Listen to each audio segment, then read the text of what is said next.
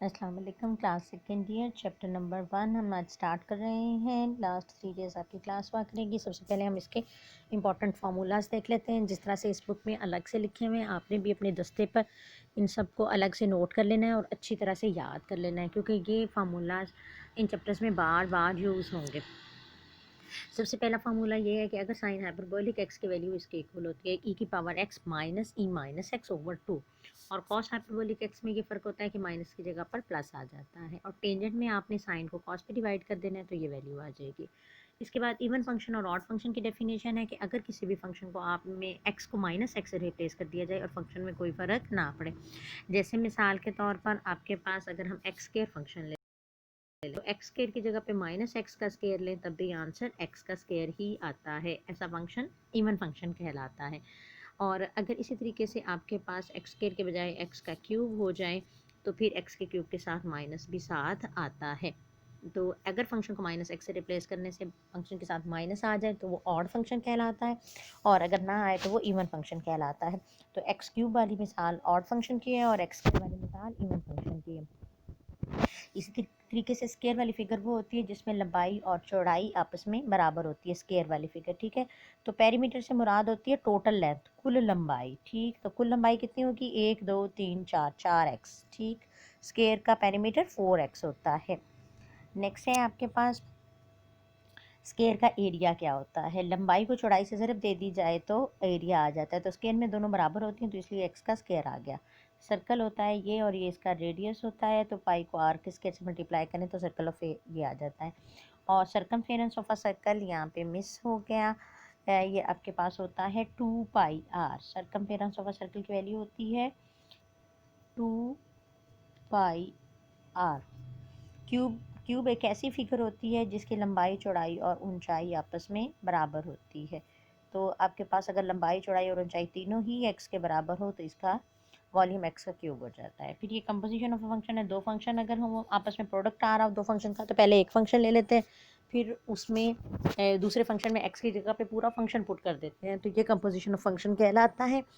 Next एक limit है आपके पास। ये सारी लिमिट्स हम प्रूव करेंगे, लेकिन क्योंकि आगे बहुत से चैप्टर्स में यूज़ होती हैं तो हमने इनको एज अ फार्मूला भी याद रखना है कि limit x N minus A N over x minus ए जो है इक्वल होता है एन ए एन माइनस 1 के।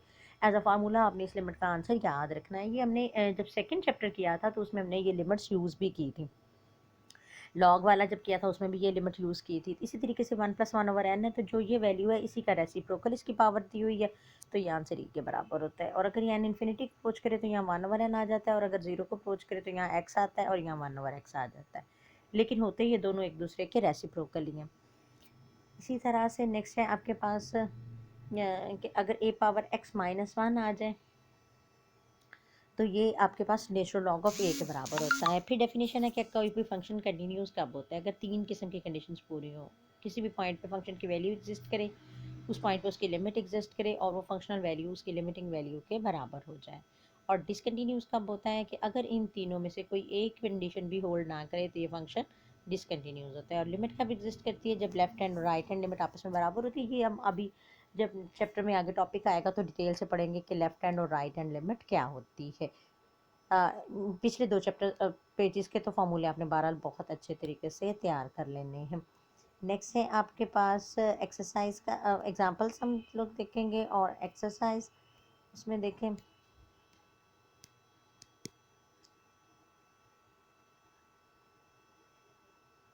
किसी भी पॉइंट पर फंक्शन की वैल्यू कैसे कैलकुलेट की जाती है। अभी देखें आपने एग्जांपल 1 दी हुई है, फंक्शन दिया हुआ है और आपने एफ ऑफ ज़ीरो कैलकुलेट करना है। तो क्या करेंगे? जस्ट एक्स की जगह पे ज़ीरो पुट कर देंगे और वैल्यू कैलकुलेट कर देंगे। एफ ऑफ 1 में क्या करेंगे? एक्स की जगह पे 1 पुट कर देंगे। सारा काम आप लोगों ने पहली क्लासेस में भी किया हुआ है। एफ ऑफ -2 से क्या मुराद है? एक्स की जगह पे -2 पुट कर दिया जाए।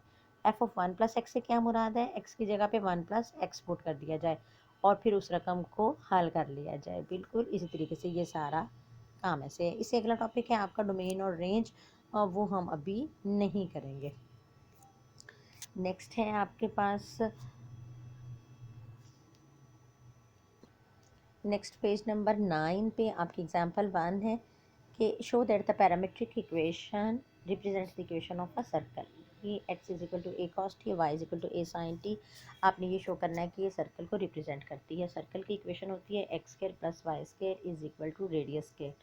ठीक है, आपने x में x की वैल्यू पुट कर देनी, y में y की वैल्यू पुट कर देनी है और आपने ये प्रूव करना है कि इक्वेशन सेटिस्फाई हो गई है। तो ये देखिए x का स्केयर लिया, फिर y का स्केयर लिया और दोनों को ऐड कर दिया। ऐड किया तो a का स्केयर कॉमन ले लिया, cos square plus sine square 1 के इक्वल होता है।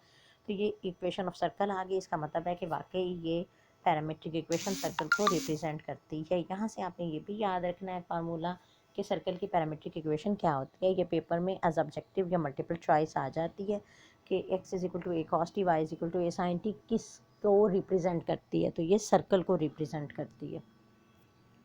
नेक्स्ट है आपके पास इसी तरीके से इक्वेशंस एग्जांपल 2 है, ये भी पेज नंबर 9 पर दी हुई है। और ये देखें, ये सरगोदा बोर्ड, रावलपिंडी बोर्ड और साइबर बोर्ड में इन सालों में ये क्वेश्चन आया हुआ है। इंपॉर्टेंट क्वेश्चन है। अभी मैंने आपको ये सबसे पहले फार्मूला कराया था कॉस हाइपरबोलिक और साइन हाइपरबोलिक का, इसीलिए कराया था कि यहाँ यूज़ होना है।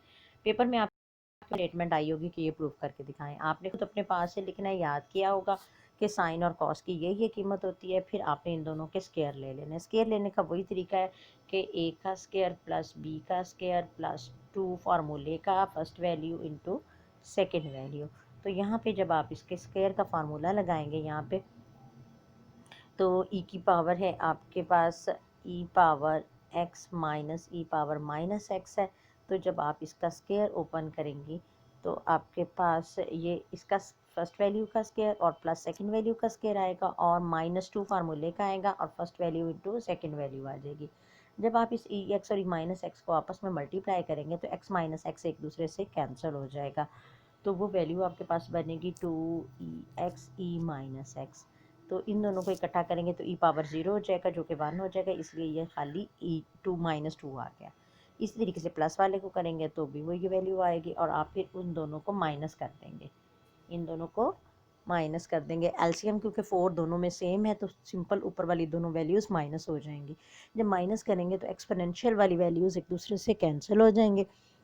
-2 चेंज होकर +2 हो जाएगा, +2 और +2 4 हो जाएगा, 4 को 4 पे डिवाइड करेंगे तो आंसर 1 आ जाएगा और ये आपकी ये साइड प्रूव हो जाएगी। बिल्कुल इसी तरीके से आपके पास सेकंड प्रूफ आएगा और ये दोनों आपने अच्छी तरह से कर लेने हैं। नेक्स्ट है आपके पास determine whether the following functions are even और ऑड। आया ये फंक्शन इवन है या ऑड है। अभी हमने डेफिनेशंस पढ़ी थी कि अगर x को -x से रिप्लेस किया जाए और -f(x) की वैल्यू f(x) के बराबर आ जाए तो वो फंक्शन इवन कहलाता है। तो आपने यही काम करना है, ये जो फंक्शन की स्टेटमेंट दी हुई है इसमें x की जगह पे -x पुट कर देना है और फिर उनको सॉल्व करके देखना है कि आंसर में क्या चेंज आती है। इसी तरीके से सेकंड क्वेश्चन में भी आपने यही प्रोसीजर किया। अब ये इसमें माइनस का चेंज आ गया है तो जिसमें माइनस का चेंज आएगा वो ऑड फंक्शन होगा और जिसमें कोई चेंज नहीं आएगा वो इवन फंक्शन हो जाएगा। और समटाइम्स फंक्शन ऐसा होता है कि ना तो उसके नेगेटिव के बराबर होता है ना उसके पॉजिटिव के बराबर होता है, तो ऐसे फंक्शन को कहते हैं कि ना तो ये इवन है और ना ही ऑड है।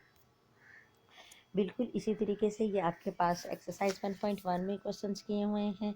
आपने कैलकुलेट करना था, f(x) की वैल्यूज़ दे दी हुई हैं और फंक्शन दिया हुआ है x स्क्वायर माइनस एक्स और आपने कैलकुलेट करनी है वैल्यू एफ ऑफ यानी 2 दफ़ा फंक्शन दिया हुआ है ये और इसमें आपने ये एफ ऑफ -2 कैलकुलेट करना है।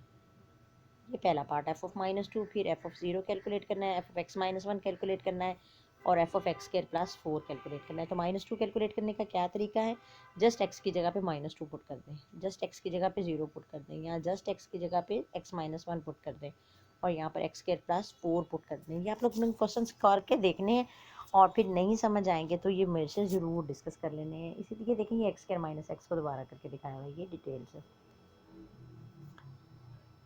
नेक्स्ट है आपके पास जब फंक्शन x प्लस 4 का स्क्वायर रूट के बराबर है तो यहाँ पे भी ये सारे आपके पास 0 से रिप्लेस कर दिया, 2 से कर दिया, x -1 से रिप्लेस कर दिया या x स्क्वायर प्लस 4 से रिप्लेस कर दिया, तो फंक्शन में क्या चेंज है। नेक्स्ट क्वेश्चन है ये आपके पास f of a plus H minus F of A over H ये कैलकुलेट करना है। तो हम क्या करेंगे, पहले x की जगह पे a प्लस एच पुट करेंगे, फिर x की जगह पर a पुट करेंगे, ये F of A plus H और ये एफ ऑफ ए की वैल्यू आ गई और इसको एच से डिवाइड कर देंगे, जो भी आंसर आएगा वो फाइंड आउट कर लेंगे। यहाँ पर क्या हो रहा है कि साइन ए प्लस एच माइनस साइन ए आ रहा है। यहाँ पे बेटे फार्मूला यूज़ हुआ है आपके पास के sine p minus sine q अगर आपके पास हो या तो ये इक्वल होता है 2 साइन, ये इक्वल होता है 2 sine p plus q by 2 into cos, यहाँ सॉरी माइनस आएगा साइन के साथ और यहाँ पर प्लस आएगा। Sine p minus sine q का फार्मूला जब आप सॉल्व करते हैं तो आपके पास यहाँ पे वही वैल्यू आती है जो साइन के साथ होती है। ये साइन पी माइनस क्यू का फार्मूला है, sine p minus sine q, ये इक्वल होता है 2 sine p minus q over 2 into cos p plus q by 2। तो आपने यही वाला फार्मूला यहाँ पे अप्लाई कर दी, ये यहाँ पे अप्लाई कर दिया तो ये आपके पास चेंज होकर आ गया। तो फार्मूला बुक में भी लिखा हुआ है, ठीक, ये फार्मूला यहाँ पे अप्लाई किया, ये आंसर आ गया। नेक्स्ट है इसी तरीके से आपके पास यही फंक्शंस हैं और ये वैल्यूज़ हैं, आपने ये क्वेश्चंस करने हैं। कम से कम क्वेश्चन नंबर ये 5 क्वेश्चन भी बड़ा इंपॉर्टेंट है, इसमें आपने ए और बी की वैल्यू फाइंड आउट करनी है। फंक्शन की वैल्यूज़ दी हुई हैं, ये आपने पुट की, यहाँ से आपके पास इक्वेशंस आ गई, इन इक्वेशंस को आपस में सॉल्व किया तो ए और बी की वैल्यू फाइंड आउट हो गई। नेक्स्ट बस क्वेश्चन नंबर 5 तक आज आपने कंप्लीट करके लाना है।